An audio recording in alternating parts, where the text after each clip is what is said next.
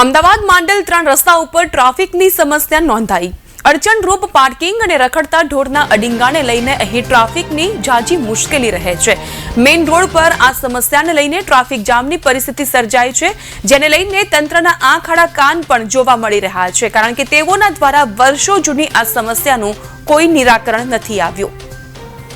નમસ્કાર મિત્રો, હું છું ભાવિન શ્રી છે। માંડલ ગામની અંદર 3 રસ્તે ટ્રાફિક થાય છે, જે હાઈવે કહેવાય એ જગ્યા પર ટ્રાફિક થાય છે, અને એ માત્ર નાનકડી એક નજીવી બાબતે ટ્રાફિક થાય છે।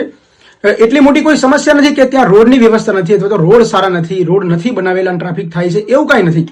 માત્ર 2-3 વ્યક્તિઓ જે છે એ ત્યાં પોતાની ગાડીઓ પાર્ક કરીને જતા રહે છે, અને એ પાર્ક કરીને જાય એટલે વાહન ચાલકોને અવર જવરમાં અડચણ ઊભી થાય છે।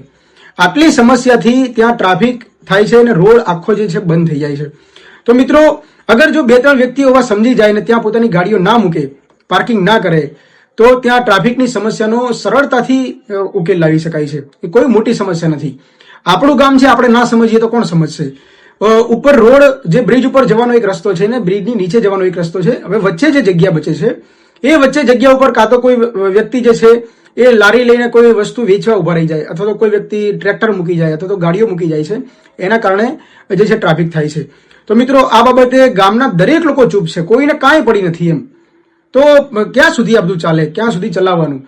પછી એક જાગૃત નાગરિક તરીકે મેં ટીડીઓને જે છે રજૂઆત કરી છે, અને ટીડીઓ પણ મને બાંહેધરી આપી છે કે અમે જેટલા બને એટલા શક્ય ત્યાંથી પગલાં લઈશું, આ ટ્રાફિકની જે સમસ્યા જે છે, જે બેફામ જે પાર્કિંગ થાય છે, એ પાર્કિંગને અમે રોકીશું અને આ ટ્રાફિકની સમસ્યાનો ઉકેલ લાવશું। તો મિત્રો, એક જાગૃત નાગરિક તરીકે મારી જે ફરજ હતી મેં પૂરી કરી છે। હવે આપની ફરજ છે કે આપણે પણ ત્યાં જે છે આપણે ગાડીઓ મૂકીને ના જઈએ અને આપણા એક ગામને સ્વસ્થ અને સુવ્યવસ્થિત બનાવીએ।